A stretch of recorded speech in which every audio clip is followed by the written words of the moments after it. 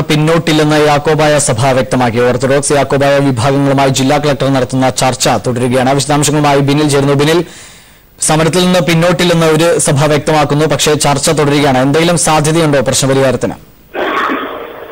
ദിവേഷ്, കോലഞ്ചേരി പള്ളിയുടെ അവകാശത്തെ ചൊല്ലി ഇരു സഭകളും തമ്മിൽ നിലനിൽക്കുന്ന തർക്കം രമ്യതയിൽ പരിഹരിക്കുക എന്ന ലക്ഷ്യത്തോടെ ഇരുവിഭാഗത്തെയും ഇന്ന് ചർച്ചയ്ക്ക് വിളിച്ചത്. ഇരുവിഭാഗത്തെയും അധ്യക്ഷന്മാർ കോലഞ്ചേരി പള്ളിക്ക് സമീപം സമരപാതയിലാണ്. ഇത് എത്രയും വേഗം പരിഹരിക്കുക എന്നതായിരുന്നു ജില്ലാ ഭരണകൂടത്തിന്റെ ലക്ഷ്യം. യാക്കോബായ സഭ വിഭാഗവുമായി നടത്തിയ ചർച്ച അല്പം മുമ്പ് അവസാനിച്ചു.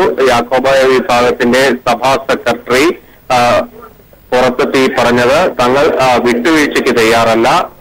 കോടതി വിധി അനുസരിച്ച് പള്ളിയുടെ ഭരണകാര്യങ്ങളിൽ നടപ്പാക്കപ്പെട്ടാലും പള്ളിയിൽ പ്രാർത്ഥന നടത്തുന്നതിനുള്ള അവകാശം യാക്കോബായ വിഭാഗത്തിന് ലഭിക്കണം. അതിൽ ഒരു വിട്ടുവീഴ്ചയ്ക്കും തയ്യാറല്ല എന്ന നിലപാടാണ് യാക്കോബായ വിഭാഗം വ്യക്തമാക്കിയിരിക്കുന്നത്.